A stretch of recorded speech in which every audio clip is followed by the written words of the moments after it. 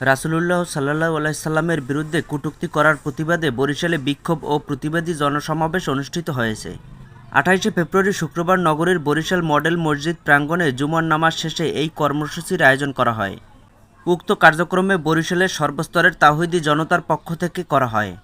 ধর্মপ্রাণ মুসল্লিরা স্বতঃস্ফূর্তভাবে এই আয়োজনে অংশ নেয়।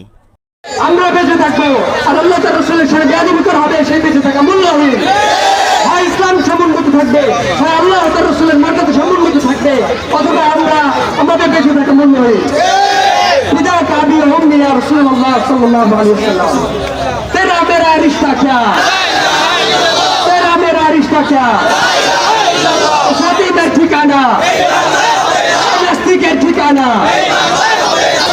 বিশ্ব নবীর অপমান। ফাঁসি চাই, ফাঁসি চাই, ফাতিমার ফাঁসি চাই, ফাঁসি চাই, ফাঁসি চাই, এক একটা নাস্তিক ঘর, এক একটা নাস্তিক ঘর। সমাবেশ, এই প্রতিবাদী মিছিল, এর দ্বারা কিছু হবে না। রাষ্ট্রযন্ত্র বা সিস্টেম ইসলামকে ধ্বংস করার জন্য, ইসলামকে মিটিয়ে দেওয়ার ব্যবস্থা নিয়েই বাঁচানো হয়েছে। আমরা এটা জানি, কিন্তু আমরা এটা দেখতে চাই যে মুসলমানরা কি মরে গেছে, তারা জীবিত আছে, তারা কি চেয়ে চেয়ে দেখবে? শুধু তারা শুধু এটা চেয়ে চেয়ে দেখবে?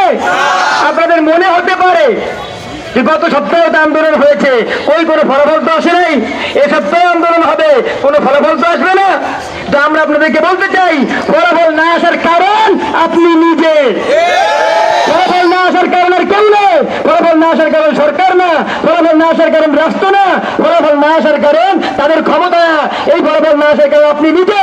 কারণ এখনো আমরা দেখি মুসলিম সমাজ, নামদারি মুসলিম, দাড়ি আছে, টুপি আছে, সে নবী অবমাননাকে, রাসূলের বিরুদ্ধে, কটূক্তির বিরুদ্ধে যে আন্দোলন, এই আন্দোলনকে এখন পর্যন্ত এই বাংলাদেশের মুসলিমরা মুসলিমদের দাবি বাড়াতে পারে নাই।